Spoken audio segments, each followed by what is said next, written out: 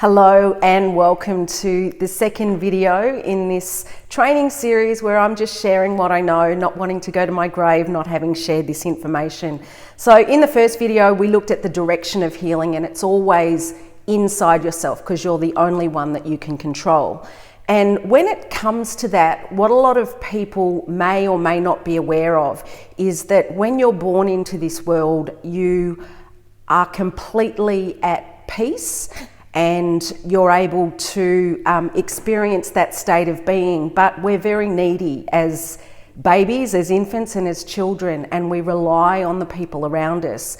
And unfortunately, what happens as we grow up, we tend to mold ourselves and form into what the people around us want us to be, and we lose touch with our authentic self.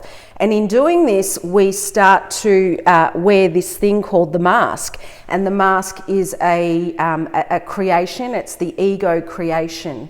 And for me, I was lucky enough to realise that the first half of my life was putting on this mask, and then the second half of my life has been removing the mask and really bringing myself back to my true essence. And that's what I want to help you to do, because a lot of people go to their grave wearing their mask, thinking that this is their true self.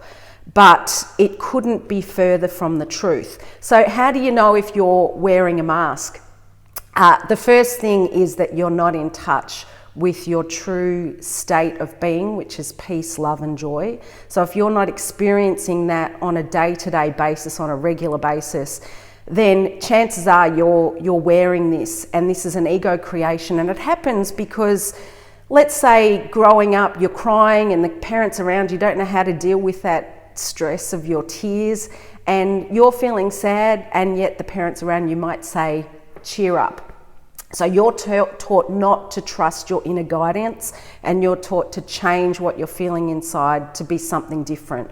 Or you might you might say something and the parents around you are shocked, or the people around you are shocked and criticize you or blame you or really put you down. And so you close down parts of yourself and change who you are in order to be more acceptable. This is how this mask comes on. And even more in more extreme forms, you may have been born into a family that does not accept someone who is gay or queer, and you might feel that that's who you are deep down inside. And if you're getting the messages that that's not okay, you have to hide that from the world. And so this here is really a protective mechanism, but it also gets in the way of you truly experiencing life. So this is the distance between who you show the world, your ego mask, and who you really are on the inside. That actually can cause a lot of stress, pain and problems. And if you're not experiencing peace, I've already talked about that, but if you're addicted to things, or if you're constantly anxious or depressed, often this not being in touch with your true authentic self is at the heart of what's going on. And so the work is to start to get back to who you really are. Start to find your true essential self. Now, this process of creating the mask has happened over a long period of time, and so the process of removing your mask also needs to take time, because it's not something that you can take a pill or a potion and constantly or instantly be back to your real self. It's something that's going to take time, and it's something that takes you always looking within and healing what needs to be healed, because there is hurt parts there. There are parts that have been suppressed. There have been parts that have been shamed, criticized, hurt. There are parts that dominate. And this process of healing is all about firstly learning to love and completely accept you, because until you can do that, it's very difficult to have loving and accepting relationships in the outside world.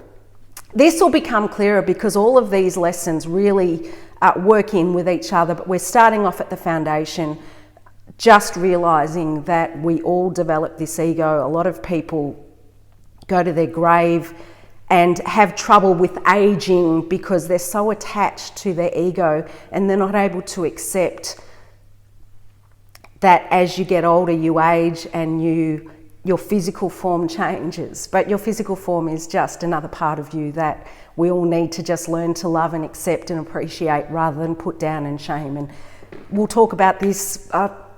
Got a bit of a frog in my throat. But anyway, look, I hope this information has helped you. I'll be back again. This is lesson 2, and I look forward to sharing more in the future. Bye for now.